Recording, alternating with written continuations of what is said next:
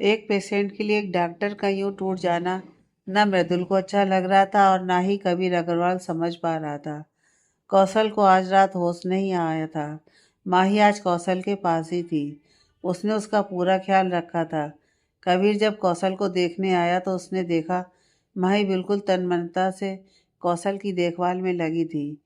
तभी किसी ने माही के आगे कॉफ़ी का एक कप आगे बढ़ाते हुए कहा, कॉफ़ी। माही ने नजरें उठाकर देखा तो सामने कबीर अग्रवाल था। उसे देखकर वो चौंक गई और अपनी जगह से खड़ी हो गई।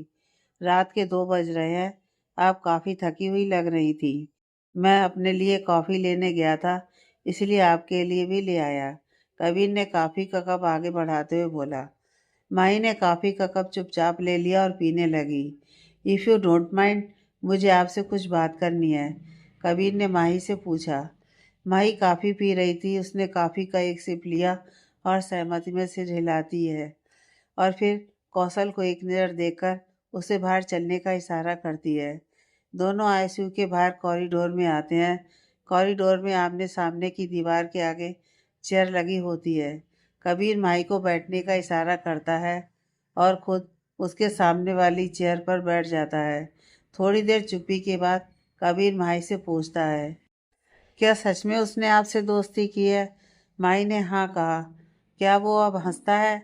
माही को उनके सवाल अजीब लग रहे थे, जैसे कबीर अग्रवाल अपने बच्चे को जानते ही ना हो। माही ने हाँ में सिर हिलाया। माही ने देखा उसके हाँ करते ही कबीर की आंखों से 2 बूंद आंसू गिर गए, जिसे छुपाने के लिए वो तेजी से उठा और कुछ दूर जाकर माही की ओर पीठ करके खड़ा हो गया। माही ने कबीर के आंसू देख लिए थे, इसलिए वो उसके पीछे जाकर खड़ी हो गई। मिस्टर अग्रवाल, आप ठीक हैं? माही ने धीरे से पूछा। इधर, क्योंकि माही काफ़ी परेशान थी और वो कौशल के पास रुकी थी, इसलिए आज मृदुल भी घर नहीं गया था। वो राउंड के बहाने एक बार माही को देखने आ रहा था। तभी उसने माही और कबीर को साथ में कॉफ़ी पीते और बातें करते हुए देखा। कबीर का यूं उठ जाना और तुरंत माही का उसके पीछे जाना उसे अजीब लग रहा था। जो इंसान सुबह तक माही को ही दोषी समझ रहा था, उससे बात तक नहीं कर रहा था, अभी दोनों साथ थे। वो वहीं खड़ा हो गया और दूर से माही और कबीर को देखने लगा। माही ने कबीर को परेशान देख कबीर से पूछा कि वो ठीक तो है। उसके जवाब में थोड़ी चुप्पी के बाद उसने बस यही कहा, मैंने उस पर कभी विश्वास नहीं किया, इसलिए आज वो ऐसा है। मुझे पता नहीं मेरा बेटा पहले की तरह हो पाएगा या नहीं। वो मुझे डैडी बुलाकर दौड़कर मेरी गोद में आएगा भी या नहीं। मैं उसका गुनहगार बन गया हूँ। उसका गुनहगार बन गया मैं। उसे बचा लो डॉक्टर प्लीज। यह कहकर कबीर अग्रवाल फपक पड़ा। माही आज द कबीर अग्रवाल, जो कि एक बिजनेस टाइकून है, उसे नहीं बल्कि एक बीमार बच्चे के पिता को देख रही थी, जो अपने बच्चे को इस हालत में देखकर टूट रहा था।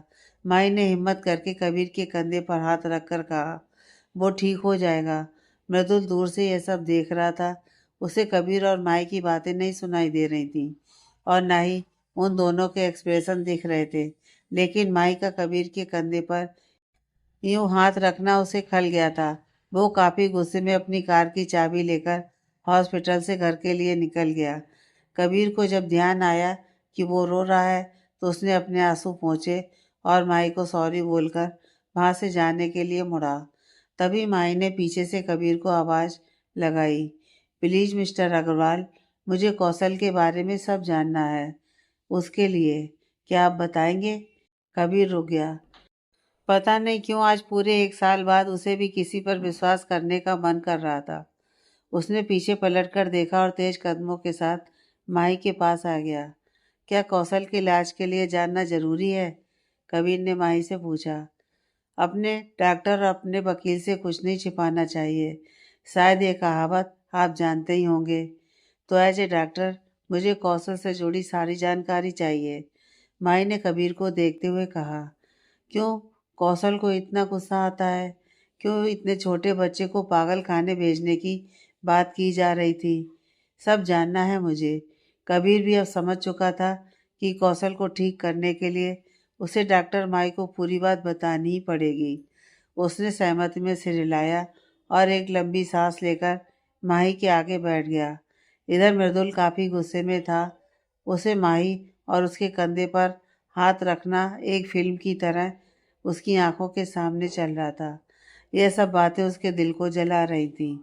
यह सब सोचकर जैसे जैसे उसका गुस्सा बढ़ रहा था, वैसे वैसे वो अपनी कार की स्पीड बढ़ाता जा रहा था। इस गुस्से में वो सड़क पर बेख्याली से कार चलाए जा रहा था। अचानक सामने से आ रही एक गाड़ी की तेज रोशनी उसकी आंखों पर पड़ी, जिससे वो सोच के बाहर आया और गाड़ी की टक्कर से बचने के लिए उसने गाड़ी को अचानक दूसरी दिशा में मोड़ दिया, जिससे उसकी टक्कर एक पेड़ से हो गई। कबीर माई के आगे बैठा अपने अतीत में खो गया। कबीर अपने कॉलेज के दिनों से ही सैली से बहुत प्यार करता था। वो एक मिडिल क्लास फैमिली की सिंपल सी लड़की थी। उसकी हंसी इतनी खूबसूरत थी कि कोई भी उससे प्यार कर बैठे, पर वो किसी लड़के से बात तक नहीं करती थी। उसके पापा एक गवर्नमेंट ऑफिस में क्लर्क थे। जहाँ कॉलेज की लड़कियाँ मॉडर्न कपड़ों में आती थी, वही वो सिंपल सलवार कमीज में, कोई मेकअप नहीं। फिर भी वो सबसे खूबसूरत थी। वो कॉलेज में स्कॉलरशिप लेकर आई थी। उसके लंबे बाल जब उसके साथ बदमाशियां करते थे तो कबीर पागल सा हो जाता था। उससे ज़्यादा उसकी आंखें बोलती थी। कबीर दिल ही दिल में उसे बहुत चाहता था, पर उसे कहने की उसकी हिम्मत ही नहीं हो रही थी, क्योंकि एक दिन वो अपनी सहेली को बता रही थी कि वो मिडिल क्लास फैमिली से है, इसलिए वो कोई भी ऐसा काम नहीं करना चाहती है जिससे उसके पापा हर्ट हों। हर दिन उसे देखकर कबीर को कुछ नया सा लगता था और उसके लिए उसका प्यार और अधिक बढ़ जाता था। एक बार कबीर की तबीयत बहुत खराब थी। उसे फीवर और जुकाम था। फिर भी उसका दिन सैली को देखे बिना मान नहीं रहा था और उसकी एक झलक देखने के लिए वो कॉलेज आ गया था। उन दिनों कॉलेज में एनुअल फंक्शन की तैयारियां चल रही थी। ऐसे में पढ़ाई कम ही हो पा रहा था और कबीर ज़्यादा टाइम सैली को देख पाता था। उस दिन उसका फीवर बहुत तेज होने के बावजूद वो सैली को देखने के लिए कॉलेज आ गया था। प्रोग्राम की तैयारियों के बीच ब्रेक में कुछ शॉर्ट सर्किट के कारण ऊपर कॉलेज के ऑडिटोरियम में आग लग गई। किसी ने बताया कि ऑडिटोरियम खाली है, वहाँ कोई नहीं है। यह सुनकर कबीर ने चैन की सांस ली, पर उसकी आंखें सैली को ही खोज रही थी। जब वो मुझे बहुत ढूंढने के बाद भी नहीं दिखी तो कबीर की बेचैनी बढ़ने लगी। कबीर बिना सोचे समझे ऑडिटोरियम की तरफ दौड़ा। वहां जाकर कबीर ने सहेली को आवाज़ देना शुरू किया। थोड़ी देर बाद ऑडिटोरियम के चेंजिंग रूम से सैली की आवाज़ आई, कोई है? प्लीज़ मेरी मदद करो। कोई है? कबीर ने बिना सोचे समझे चेंजिंग रूम के दरवाजे को धक्का देकर दरवाज़ा तोड़ दिया। सामने सफ़ेद अनारकली सूट में सैली बेबस सी खड़ी थी। इस हाल में भी वो काफ़ी खूबसूरत लग रही थी। कबीर सैली का हाथ पकड़कर बाहर निकालने लगा, लेकिन कमरे में काफ़ी धुआं भर चुका था। दोनों काफ़ी मशक्क़त के बाद निकलने में कामयाब हो गए, पर बाहर निकलते ही कबीर बेहोश हो गया। कबीर को जल्दी से हॉस्पिटल ले जाया गया। डॉक्टर ने बताया कि शायद कोल्ड और कफ की वजह से काफ़ी सारा धुआं इनके फेफड़े में भर गया है। इन्हें अभी कुछ दिनों तक अंडर ऑब्जर्वेशन रखना पड़ेगा। सैली को भी छोटी मोटी चोट लगी थी। उसे फास्ट एड देकर घर भेज दिया गया। कबीर जब तक हॉस्पिटल में रहा, सैली उससे मिलने आती रही। कबीर को अब हॉस्पिटल अच्छा लगने लगा था। एक दिन सैली अपने पापा के साथ कबीर से मिलने आई। अब कबीर की हालत में काफ़ी सुधार था। हाल चाल पूछने के बाद सैली के पापा ने कहा, आपने मेरी बेटी की जान बचाई है। मैं आपका ज़िंदगी भर एहसानमंद रहूँगा। यह कहकर सैली के पापा ने कबीर के आगे हाथ जोड़ दिए। अरे नहीं अंकल, आप ये क्या कर रहे हैं? कबीर ने उनके हाथों को नीचे करते हुए कहा। सैली मेरी जान है। इसकी माँ के जाने के बाद मैं सिर्फ इसकी खुशी के लिए ही जी रहा हूँ। अगर इसे कुछ हो जाता तो? ये कहते हुए सैली के पापा की आंखों में आंसू आ गए। फिर उन्होंने अपने आंसुओं को साफ करते हुए कहा, मेरी जान आपकी अमानत है। आप जब मांगेंगे मैं आपकी खातिर उसे दे दूंगा। इसके अलावा इस गरीब के पास आपको देने के लिए मेरे पास सिर्फ आशीर्वाद है, और मुझे वो दोनों चाहिए, कबीर ने कहा। कबीर की बात पर सैली और उसके पापा उसे आश्चर्य से और नासमझी की स्थिति में देख रहे थे। बेटा, मैं कुछ समझा नहीं, सैली के पापा ने कहा। वो अंकल, सैली आपकी जान है और मैं सैली को बहुत पसंद करता हूँ और इससे शादी करना चाहता हूँ। उसके लिए आपका आशीर्वाद भी चाहिए। तो हो गए ना दोनों? तो मुझे दोनों चाहिए, कबीर ने एक झटके में कह दिया। सैली के पापा सैली को देख रहे थे। सैली इस बात से अनजान थी, इसलिए वो नामे अपने सिर को हिला रही थी। उसे ऐसा लग रहा था जैसे उसके पापा सोचेंगे कि उसने अपने पापा को धोखा दिया है, उनके सम्मान को ठेस पहुंचाया है। यह सोचकर वो परेशान हो रही थी। उन दोनों की हालत देखकर कबीर ने जल्दी से कहा, अंकल, सैली को इस बारे में नहीं पता है, पर बेटा, आपको हम लोग नहीं जानते, आपके माता पिता। अंकल, मैं कबीर अग्रवाल, मेरे पापा जितेंद्र अग्रवाल और मेरी माँ अनुप्रिया अग्रवाल, वो लोग अभी लंदन में है, उनका इकलौता बेटा हूँ। कहीं आप अग्रवाल ग्रुप वाले जितेंद्र अग्रवाल की बात तो? सैली के पापा के मुंह से आधे शब्द निकल ही नहीं पाए। जी, मैं उन्हीं जितेंद्र अग्रवाल की बात कर रहा हूँ। पर बेटा, वो तो... नहीं नहीं बेटा, आपकी और हमारी हैसियत में बहुत फर्क है। आपकी और हमारी बराबरी नहीं हो सकती। यह कहकर वो सैली का हाथ पकड़कर बाहर निकलने लगे। सैली भी बिना कुछ कहे अपने सर को झुकाए अपने पापा के साथ जाने लगी। कबीर तेजी से अपने बेड से उठा और सैली के पापा के आगे हाथ जोड़कर खड़ा हो गया।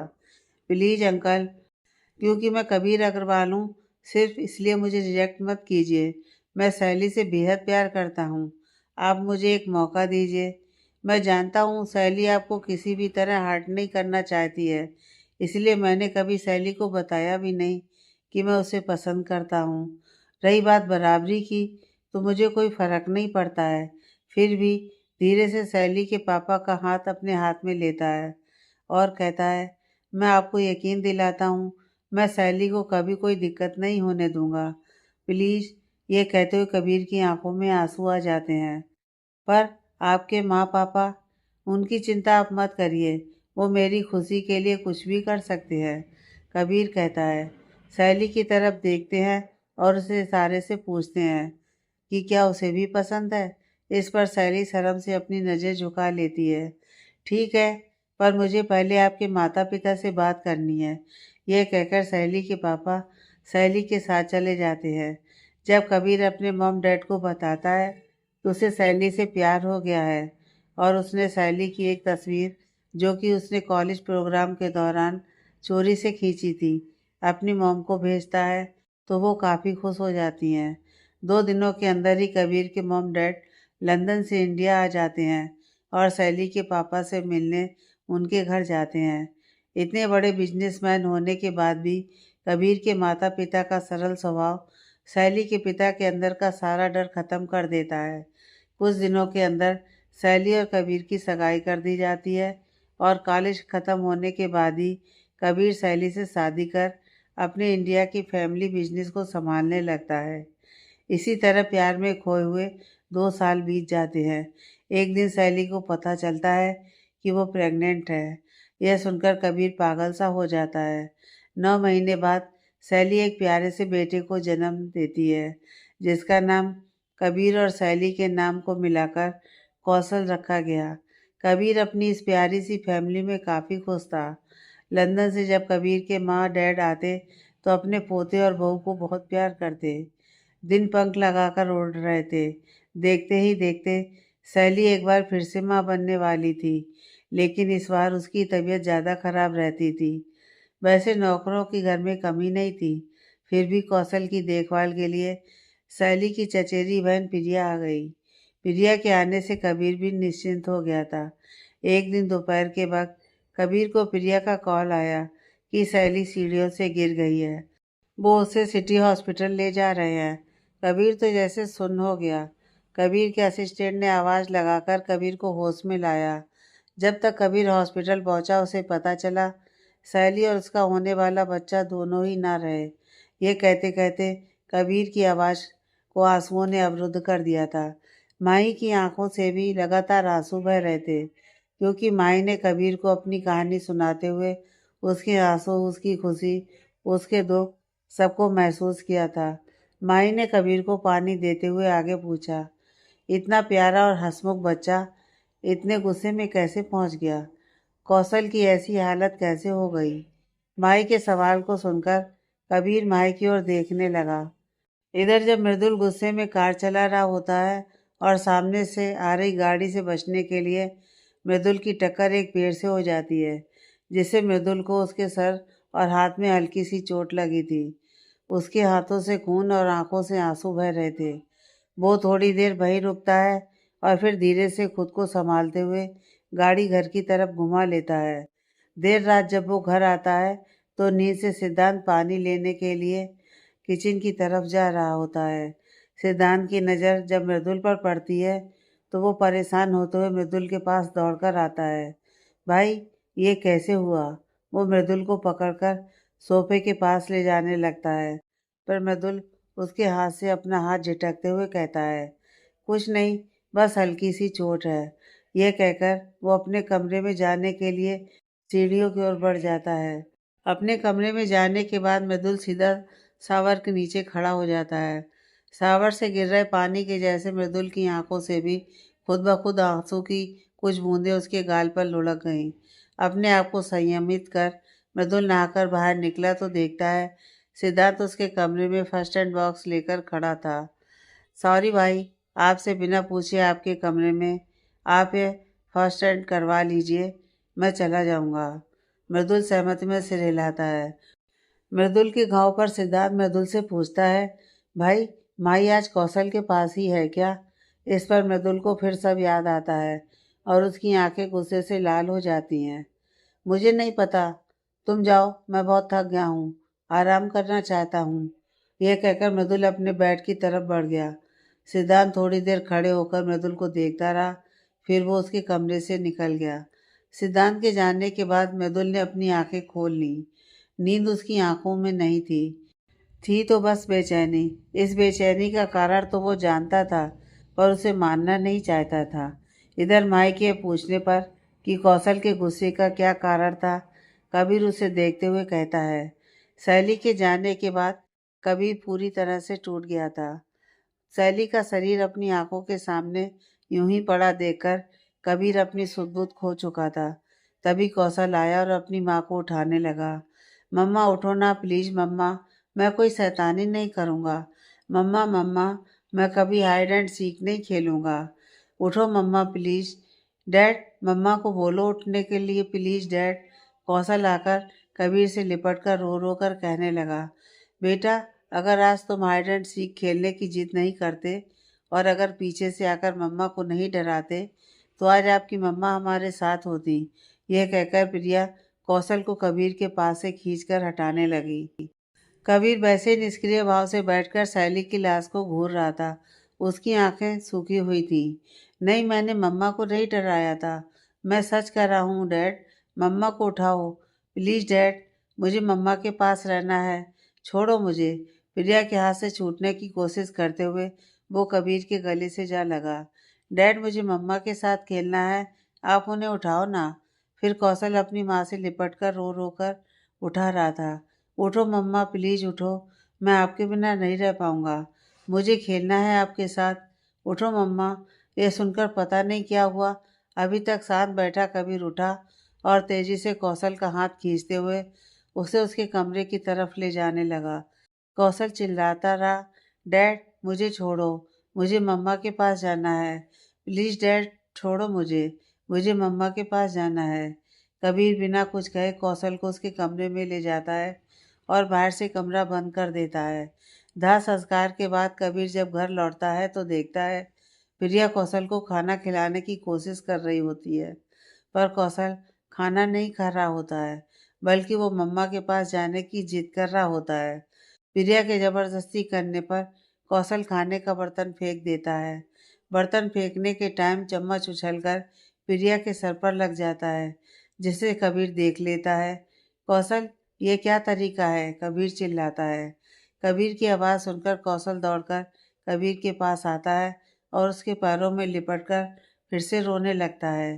प्लीज़ डैड, मुझे मम्मा के पास ले चलो। इस पर कबीर को काफ़ी तेज गुस्सा आता है। कहाँ से ले चलूँ? तुम बेहद बदतमीज हो गए हो। अभी तुमने प्रिया को चोट पहुँचा दी और तुम्हारी वजह से आज मेरी सहेली मुझसे दूर हो गई। प्रिया, इसे ले जाओ यहाँ से। यह कहकर कबीर ने कौशल को अपने से अलग कर दिया। नहीं मासी, छोड़ो मुझे, मुझे मम्मा के पास जाना है। डैड डैड मम्मा। कबीर कौशल की बात अनसुना कर अपने कमरे में चला जाता है। उसी रात जब कबीर अपने कमरे में चेयर पर बैठा था, उसकी आंख लग गई थी और उसकी आंखों से अनायास ही आंसू बह रहे थे। शायद उसके दिल में जो दर्द था अब वो आंखों से पिघलने लगा था। तभी कबीर ने अपने चेहरे पर किसी का स्पर्श महसूस किया। उसे लगा जैसे सैली उसके बहरे आंसुओं को पोंछ रही है। उसने चौंक कर आंखें खोल दी। सामने कौशल था। वो अपने नन्हे नन्हे हाथों से अपने डैड के बह रहे आंसुओं को पोंछ रहा था। आप रो रहे हो डैड, प्लीज मत रोना।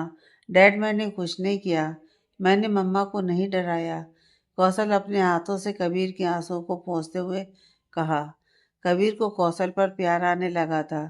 वो उसे प्यार से गले लगाने ही वाला था कि प्रिया ने आकर कौशल से कहा, कौशल बेटा, आप इस वक्त यहाँ क्या कर रहे हो?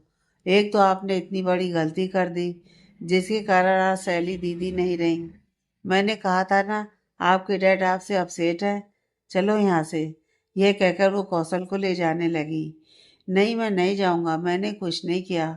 मेरे डैड मुझसे प्यार करते हैं। आप गंदी हो, बहुत गंदी।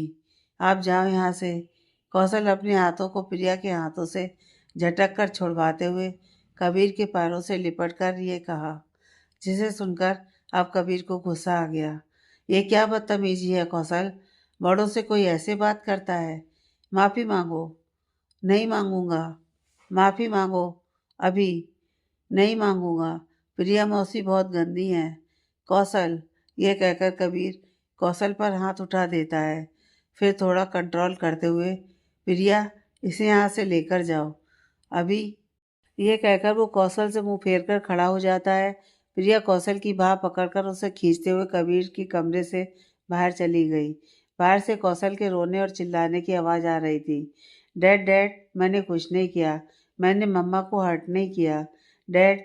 और थोड़ी देर बाद आवाज़ आनी बंद हो गई। अब कबीर का ज़्यादातर समय ऑफिस में ही बीतने लगा था। जब वो घर लौटता तब प्रिया से पता चलता था कि कौशल सो चुका है। कभी कभी प्रिया को वो कौशल के कमरे में ही सोता हुआ देखता था। उससे कबीर निश्चिंत हो गया था कि प्रिया कौशल का ख्याल रख रही थी। एक दिन प्रिया की माँ यानी सैली की चाची आई। उस दिन जब कबीर घर लौटा तो उसने देखा प्रिया और उसकी मम में बहस छिड़ी थी। प्रिया, मम, ये क्या कह रही हैं आप? मैं अभी नहीं जा सकती। कौशल की हालत अभी सही नहीं है। उसे मेरी ज़रूरत है। सावित्री देवी, तू पागल हो गई है। लोग जाने क्या क्या बातें नहीं करते हैं। और कौशल, वो तेरी जिम्मेदारी नहीं है। प्रिया, तो किसके भरोसे छोड़ दूँ उसे? कबीर अभी संभल नहीं पाए हैं। कौशल बच्चा है। सावित्री देवी, बच्चा नहीं, पागल बच्चा है वो। कितना दर्द सहती है तू। वो तुझे कितना हर्ट करता है। तूने कभी कबीर को बताया? नहीं ना। कबीर के उस पागल बच्चे के लिए मैं तुझे अपनी ज़िंदगी बर्बाद नहीं करने दे सकती। लोग तो कहते हैं तेरे और कबीर के बीच। माँ, प्रिया ने सावित्री देवी को उनकी बात पर पूरी करने से पहले ही रोक दिया। तो क्या करूँ? मैं भी एक माँ हूँ, अपनी बेटी को बर्बाद होते हुए नहीं देख सकती। इसलिए मैंने लड़का देखा है। तू उससे मिल ले और शादी कर ले। सावित्री देवी ने कहा। मैं कौशल को इस हालत में छोड़कर अभी शादी नहीं कर सकती। प्रिया ने गुस्से से कहा। मैं समाज को क्या मुंह दिखाऊंगी? जिसके बच्चे के लिए खुद को बर्बाद कर रही है, क्या वो तुझे अपनाएगा? सावित्री देवी ने रोते हुए कहा। हाँ, अपनाऊंगा। मैं करूंगा प्रिया से शादी। पीछे से कबीर की आवाज़ आई। प्रिया और उसकी माँ की बहस में उसकी माँ का प्रिया के भविष्य के लिए फिक्रमंद होना कबीर को सही लगा। इसलिए जब प्रिया की माँ ने पूछा कि कबीर उससे शादी करेगा, तो कबीर ने प्रिया से शादी के लिए हाँ कह दी। बस प्रिया और कबीर के परिवार वालों की मौजूदगी में कबीर और प्रिया की सगाई तो हो गई, पर कबीर अभी तक शैली का स्थान किसी और को देने की हिम्मत नहीं कर पाया था। इसलिए उसने अभी तक प्रिया से शादी नहीं की थी। पर पता नहीं क्यों उस दिन के बाद कौशल का गुस्सा हमेशा बढ़ने लगा, जिसे सबसे ज़्यादा प्रिया ने झेला है। शायद प्रिया से सगाई करना ही कौशल के गुस्से के बढ़ने का कारण है। वर्तमान, इसका मतलब उस दिन प्रिया ने झूठ कहा था कि वो कौशल की माँ है। माही ये सोचने लगी। फिर कुछ सोचकर उसने कबीर से कहा, मिस्टर अग्रवाल, जब आपके घर से कौशल से कोई मिलने नहीं आ रहा था तो कौशल में बहुत इम्प्रूवमेंट हो रही थी। अगर आप आपके अलावा आपके सारे फैमिली मेम्बर्स को यहाँ आने से रोक सके तो। माही की बात सुनकर कबीर माही को देखने लगा। प्लीज़ मिस्टर अग्रवाल, अगर आप मुझ पर भरोसा करें, प्लीज़। कबीर सहमति में सिर हिलाता है और एक बार फिर आईसीयू में कौशल के पास जाता है। वो कौशल के सर को सहलाता है और उसके सर को चूमकर उसके मलिन हो चुके चेहरे को गौर से देखता है, जिसमें आज उसे सहेली का चेहरा नजर आता है। आज कबीर को खुद पर गुस्सा आ रहा था, क्योंकि कौशल उसकी और सहेली की प्यार की निशानी था, पर आज वो इस निशानी को संभाल नहीं पाया। दूर खड़ी माही एक पिता को अपने बेटे के लिए टूटते हुए देख रही थी। थोड़ी देर बाद कबीर वहां से निकला और माही को एक उम्मीद भरी नज़रों से देखा। माही ने अपना सिर हिलाकर उसे अपने पर विश्वास बनाए रखने को कहा। उसके बाद कबीर वहां से चला गया। अब रात बीत चुकी थी। सुबह अपनी लालिमा हल्के से फैलाए हुए था। माही ने अपना फ़ोन निकाला और श्वेता को कॉल किया। श्वेता अपनी मॉर्निंग वॉक के लिए निकल रही थी। उसने देखा उसे इतनी सुबह माही कॉल कर रही है। सिद्धांत और महेंद्र जी ने घर में कौशल के बारे में जिक्र किया था, इसलिए श्वेता समझ गई कि शायद माही अभी भी हॉस्पिटल में है। इसलिए उसने जल्दी से फ़ोन उठाया। हाँ माही, बोलो। श्वेता ने फ़ोन उठाने के साथ ही पूछा। श्वेता, कौशल को होश नहीं आया है। जब तक उसे होश नहीं आ जाता मैं कोई रिस्क नहीं ले सकती, इसलिए मैं घर नहीं आ पाऊंगी। Please do me a favour, माई ने कहा। बोलो ना, इस फॉर्मेलिटी की ज़रूरत नहीं है। श्वेता ने माई को आश्वस्त किया। क्या तुम मेरे कपड़े सिद्धांत से भिजवा सकती हो? मैं यहीं फ्रेश हो जाऊंगी, माई ने झिझकते हुए कहा। ओके, कपड़ों के साथ नाश्ता भी भिजवा दूंगी, वो भी कर लेना। काम करने के लिए ताकत का होना जरूरी होता है, श्वेता ने माई की झिझक को कम करने के लिए कहा। Thank you. थैंक यू की ज़रूरत नहीं है। माही की नज़रें अभी भी कौशल पर टिकी हुई थी। वो उसकी एक एक मिनट को ऑब्जर्व कर रही थी। थोड़ी देर बाद सिद्धांत एक बैग लेकर आता है और माही को देते हुए कहता है, ये सोनू ने तुम्हारे लिए भिजवाया है। तुम मृदुल भाई के केबिन का वॉशरूम यूज़ कर लो, वो अभी नहीं आएंगे, शायद वो लेट आए। माई ने सहमति में सिर हिलाया और नर्स को कौशल का ध्यान रखने को कह वो मृदुल के केबिन की तरफ बढ़ गई। क्योंकि माई और सिद्धांत दोनों एक इंटर्न थे, इसलिए उनके पास अपना केबिन नहीं था और डॉक्टर महेंद्र इस हॉस्पिटल के डीन थे, इसलिए उनके केबिन में बिना उनकी इजाज़त जाना सही नहीं था। जब माही नहाकर निकली तब मृदुल अपने केबिन में एंटर कर रहा था। वो माही को यहाँ इस तरह देखकर थोड़ा सकपका गया। उसके उलट माही मृदुल को देखकर खुश हो गई और यह भूल गई कि उसने अभी उससे बिना पूछे उसका केबिन यूज़ किया है। उसे कल रात कौशल अग्रवाल की सारी ऑथेंटिक हिस्ट्री पता चल चुकी थी, वो भी बिना कोई खतरा उठाए, जिसके लिए मृदुल ने उसका साथ देने का वादा किया था। उसे जानने का हक है। वो तेज़ी से उसकी तरफ बढ़ी और एक्साइटेड होकर कहने लगी, वो कल कबीर ने, इससे पहले कि वो कुछ कह पाती, मृदुल को कबीर अग्रवाल को माही का इतने अपनेपन से कबीर कहना खल गया, जबकि ऐसा नहीं था कि माही ने अपनेपन से कबीर कहा था, बल्कि वो एक्साइटमेंट के फिलो में मिस्टर अग्रवाल को कबीर कह रही थी। पर मृदुल को यह बर्दाश्त नहीं हुआ और उसने एक आईब्रो उठाया। अपना एक हाथ उठाकर उसे रोकते हुए कहा, आप यहाँ क्या कर रही हैं डॉक्टर दुबे? पर माही का ध्यान उसकी बातों पर न जाकर उसके हाथों की पट्टी और सर के बैंडेज पर चला गया। ये कैसे हुआ? कब हुआ ये सब? आप आपको इतनी चोट कैसे लग गई? माही पैनिक होती हुई मृदुल के करीब आ गई और उसकी चोट देखने लगी। मृदुल को एक पल के लिए माही का उसके लिए केयर करना अच्छा लगा, पर अगले ही पल यह सोचने पर कि उसकी चोट का कारण खुद माही ही थी और उसे कल रात की बात याद आने लगी, जिसकी वजह से उसे वापस से गुस्सा आ गया। उसने माही के बड़े हुए हाथों को दूर झटका और बोला, डोंट पैनिक डॉक्टर दुबे, ये मेरे सवाल का जवाब नहीं है। मैंने पूछा आप यहाँ क्या कर रही हैं?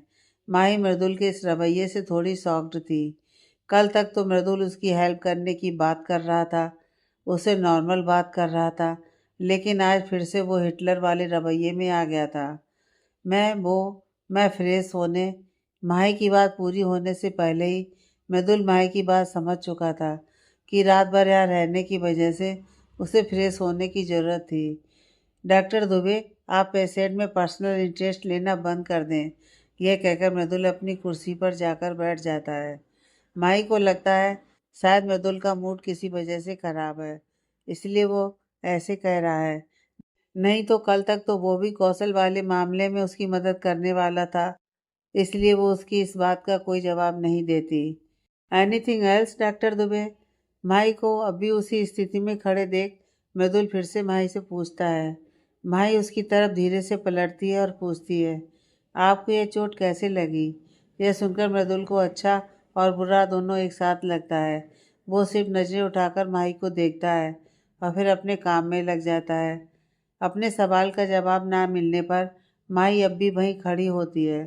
उसके मन में तरह तरह के ख्याल आ रहे होते हैं। कहीं कौशल के बारे में कुछ पता करते हुए उनके साथ तो यह सब नहीं हुआ। बेकार ही उसने इन सब झमेलों में मृदुल को घसीट लिया। मृदुल नजरें उठाकर देखता है, माही अब भी खड़ी थी। मृदुल ने उसकी तरफ देखा और जोर से चिल्लाया, वाट डॉक्टर दुबे?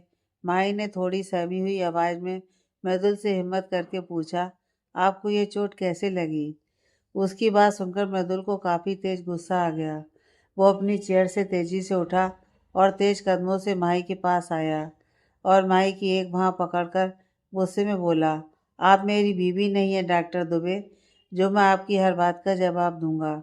Now leave. यह कहकर उसने माही की बाजू को पकड़कर उसे अपनी केबिन से निकाल दिया और दरवाज़ा बंद कर दिया। मृदुल का माही का इस तरह से अपने केबिन में निकाल देना उसे बहुत बुरा फील करवा रहा था। माही की आंखों में आंसू आ गए थे। तभी किसी ने माही को आवाज़ दी, डॉक्टर माही। माही ने पीछे पलट कर देखा तो डॉक्टर अनुज थे। Good morning doctor. माही ने खुद को पहले संभाला और फिर डॉक्टर अनुज को ग्रीट किया। गुड मॉर्निंग डॉक्टर माही। आप इस वक्त यहाँ?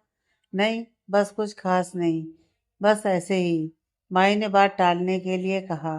ओके, क्या कौशल को होश आया? नहीं, अभी तक तो नहीं। ओके, चलिए एक बार चेक कर लेते हैं। ये कहकर डॉक्टर अनुज आगे बढ़ गए। माही ने मुड़कर एक बार मृदुल के केबिन के बंद दरवाजे की तरफ देखा और फिर डॉक्टर अनुज के साथ आगे बढ़ गई। जब वो दोनों आईसीयू से थोड़ी दूर पर थे तब एक नर्स भागते हुए आई और डॉक्टर से बोली, डॉक्टर पेशेंट को होश आ गया है। पर वो किसे? कौशल को? माही ने जल्दीबाजी में पूछा। जी डॉक्टर, नर्स ने सहमति में सिर हिलाया। यह सुनकर माही और डॉक्टर अनुज लगभग दौड़ते हुए और कौशल के कमरे में पहुंचे। डॉक्टर अनुज उसे चेक कर रहे थे। माही ने कबीर को कॉल करके ये बता दिया कि कौशल को होश आ गया है। कुछ देर में कबीर भी वहां पहुंच गया। वो आईसीयू के बाहर डॉक्टर्स के बाहर आने का इंतजार कर रहा था। डॉक्टर अनुज और माही जब दोनों आईसीयू से बाहर निकले तब कबीर जल्दी से उनके पास आया। डॉक्टर कैसा है वो? कबीर ने लगभग अधीर होते हुए पूछा। उसकी हालत देखकर अनुज और माही एक दूसरे की तरफ देखते हैं। फिर डॉक्टर अनुज थोड़े गंभीर होते हुए कबीर को बताते हैं, देखिए मिस्टर अग्रवाल, कौशल को होश तो आ गया है, लेकिन वो किसी भी बातों का कोई रिस्पॉन्स नहीं कर रहा है और जब तक वो रिस्पॉन्स नहीं करेगा तब तक हमें यह समझने में मुश्किल होगी कि वो शौक में है या उसकी आवाज़ या फिर इस बात कबीर के साथ साथ माही भी कुछ नर्वस दिखाई दे रही थी। या फिर अगर उसके गले की नस में कोई प्रॉब्लम हुई तो या तो उसकी आवाज़ हमेशा के लिए जा सकती है या फिर वो अपाहिज हो सकता है। मैं आपको कोई झूठी उम्मीद नहीं देना चाहता। यह कहकर वो कबीर का कंधा थपथपाकर चले जाते हैं। कबीर की आंखों से झरझर आंसू बहने लगते हैं और वो अपने घुटनों के बल नीचे बैठ जाता है। उसे ऐसा लगता है जैसे सब उसके हाथों से निकल गया। उसके झूठे गुस्से ने उससे उसका बेटा भी छीन लिया। माई उसे देख रही होती है पर कुछ कह नहीं पा रही थी। वो हिम्मत करके आगे बढ़कर उसे हिम्मत देना चाहती थी पर वो साहस नहीं जुटा पाई और वो वहाँ से चली गई। कबीर अग्रवाल आज खुद को हारा हुआ महसूस कर रहा था। जब माही का फ़ोन आया था कि कौशल को होश आ गया है, तभी कबीर प्रिया के कमरे में था। आज उसे डिस्चार्ज मिल गया था। जैसे ही माही का फ़ोन आया, वो तेज़ी से निकल गया। प्रिया उसकी हड़बड़ाहट देखकर उसके पीछे गई। जब उसे पता चला कि अब कौशल का ठीक होना काफ़ी मुश्किल है, तो उसके चेहरे पर एक जहरीली मुस्कान फैल गई। फिर अपने आप को संयत करते हुए वो कबीर के पास आई और उसके कंधे पर हाथ रखते हुए अनजान बनते हुए पूछा, कबीर, तुम ऐसे क्यों बैठे हो? कौशल कौशल ठीक तो है ना? क्या कहा डॉक्टर ने? वो झूठी चिंता जताते हुए कबीर से पूछ रही थी। वो उसकी ठीक होने की उम्मीद बहुत कम है, कबीर ने निर्विकार भाव से कहा। उसकी बात सुनते ही प्रिया बेतहासा रोने लगी। कौशल, कासू मेरा बच्चा, मैं उसके बिना नहीं रह पाऊंगी।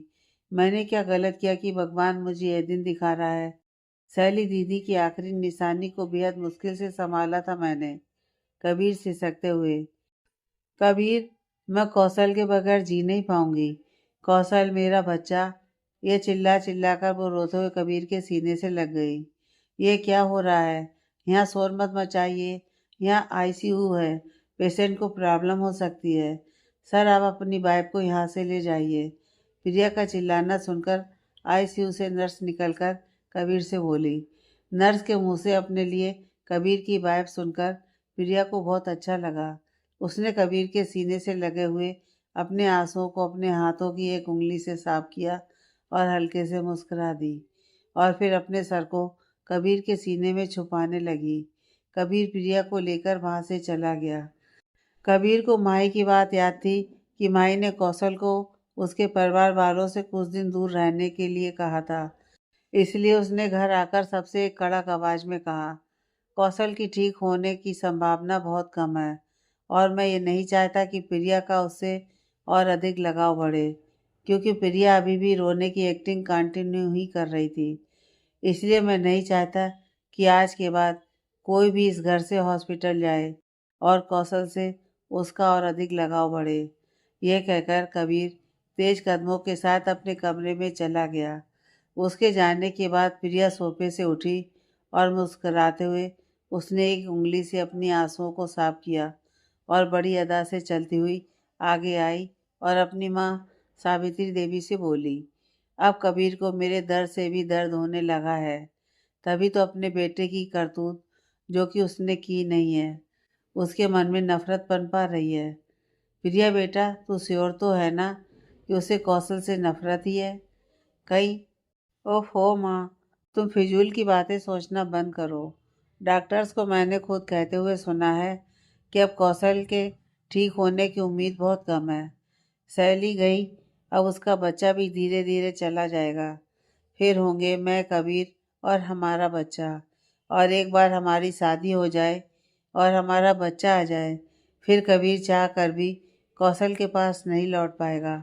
इधर डॉक्टर अनुज, डॉक्टर महेंद्र, डॉक्टर राजन और डॉक्टर मृदुल कौशल के केस को डिस्कस कर रहे थे। काफ़ी लंबी मीटिंग चली। इधर सिद्धांत माही के पास आया और पूछने लगा कि उसने अभी तक नाश्ता क्यों नहीं किया। इस पर माही ने कहा कि उसका मन नहीं है। उसने सिद्धांत को कौशल की सारी मेडिकल कंडीशन बताई। लाइफलाइन हॉस्पिटल यहाँ का सबसे बड़ा हॉस्पिटल है और डैड ज़रूर अपनी पूरी कोशिश करेंगे। वो बेस्ट डॉक्टर्स की टीम बनाकर कौशल का इलाज करेंगे। मैं डैड को अच्छी तरह से जानता हूँ। अगर ज़रूरत पड़े तो वो बाहर से भी डॉक्टर की टीम बुला लेंगे। और तुम्हें क्या लगता है, माही द ग्रेट कबीर अग्रवाल अपने बेटे के लिए कुछ नहीं करेगा?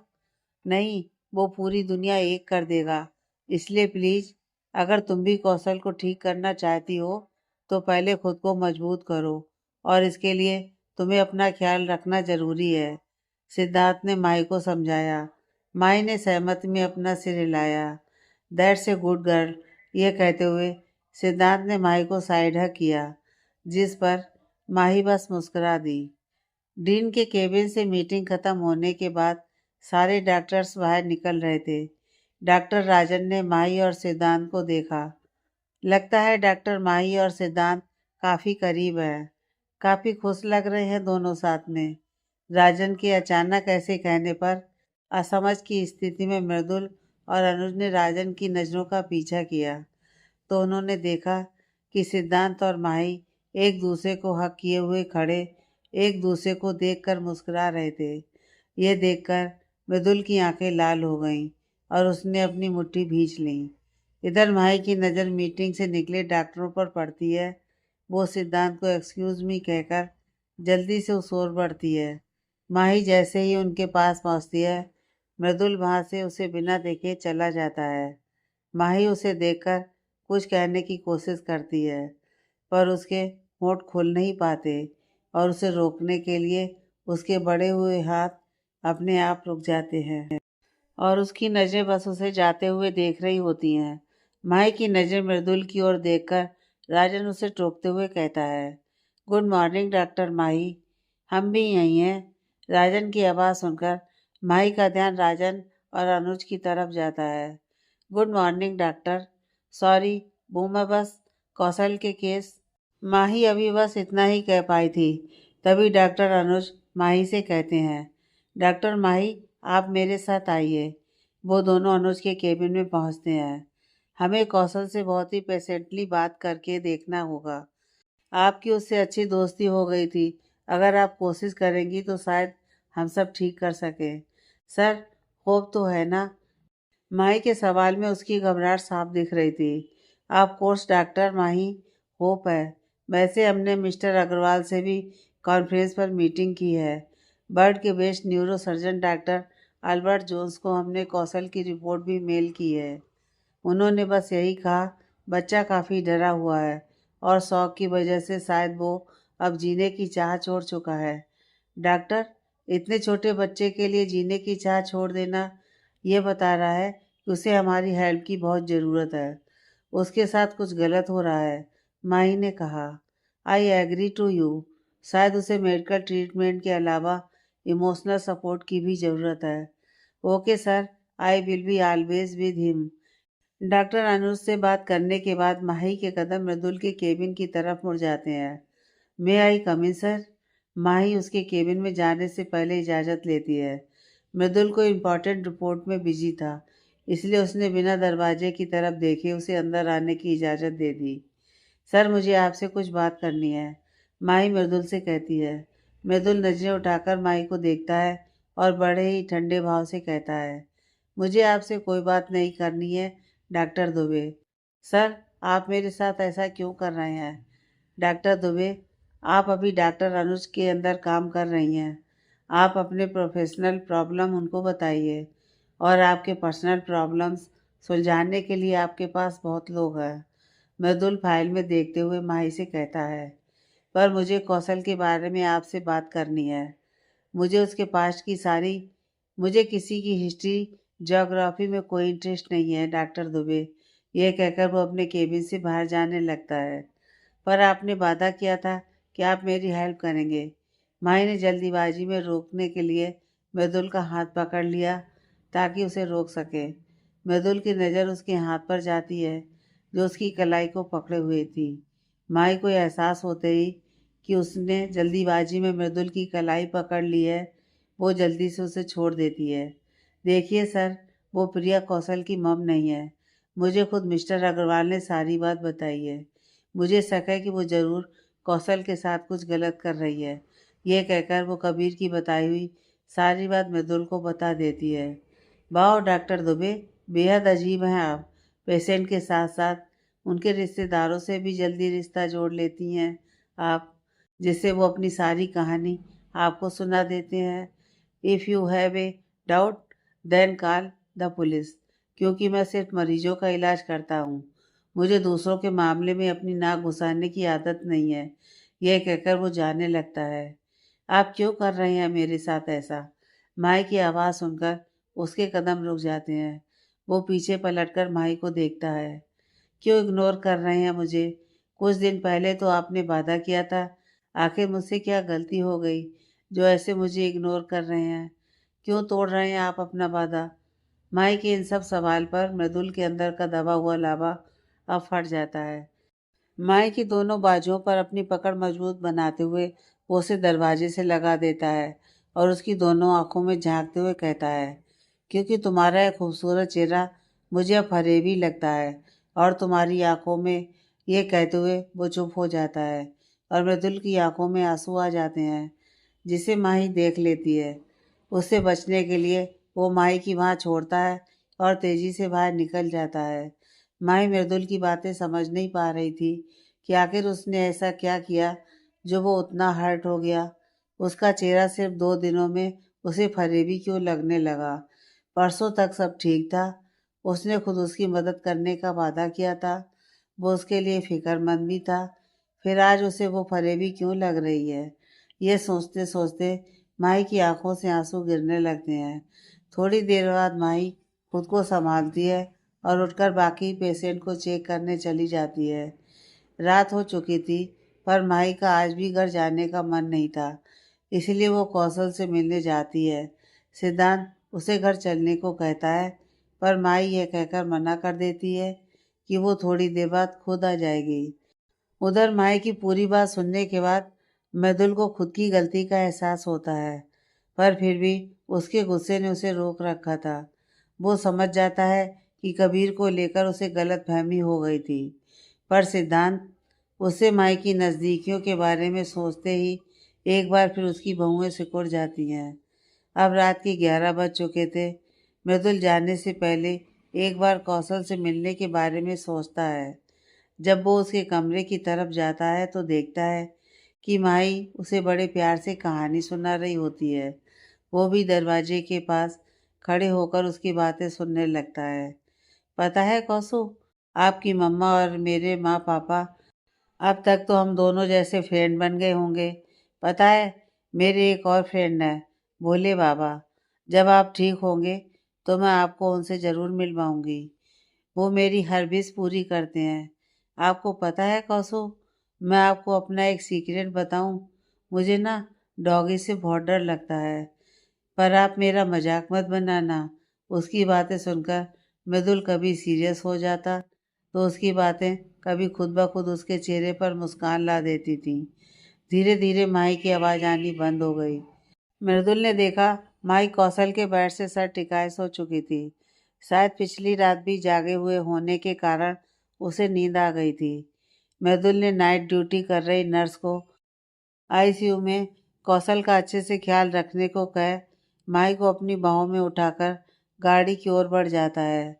2 रातों से ठीक से नहीं सोने के कारण माई गहरी नींद से सो रही थी, इसलिए उसकी नींद नहीं खुली।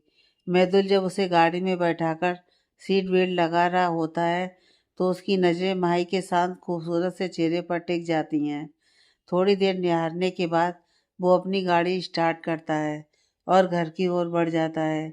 घर आकर माही को उसके कमरे में लेटाकर वो एक बार फिर उसके चेहरे को निहारता है और फिर तेज कदमों से उसके कमरे से निकल अपने कमरे में आने के बाद वो किसी को कॉल करता है।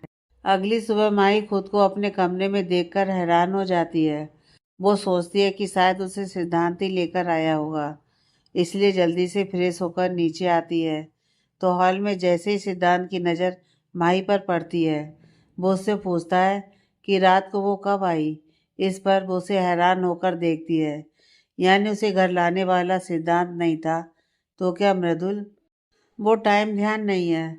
मृदुल सर, वो उसके बारे में पूछना चाहती थी। वो भाई तो आज सुबह ही हॉस्पिटल चले गए, सिद्धांत ने मुंह में नाश्ता भरते हुए कहा। माई भी जल्दी से अपना बैग उठाकर निकलने लगी। कल्याणी जी के टोकने पर उसने एक पराठा मोड़कर अपने हाथ में लेकर जल्दी से निकल गई। माही जल्दी से हॉस्पिटल पहुंचकर मृदुल के कमरे की तरफ बढ़ने लगी। वो उससे पूछना चाहती थी कि अगर वो उससे गुस्सा है तो क्यों है, और क्या कल रात वो उसे घर ले गया था। वो अपनी ही धुन में मृदुल के कमरे की तरफ बढ़ रही थी कि तभी वो किसी से टकरा गई। ओह सॉरी, मैंने देखा। ये बोलते हुए जब उसने सामने देखा तो उसकी आंखें बड़ी हो गईं। आगे की कहानी नेक्स्ट पार्ट में।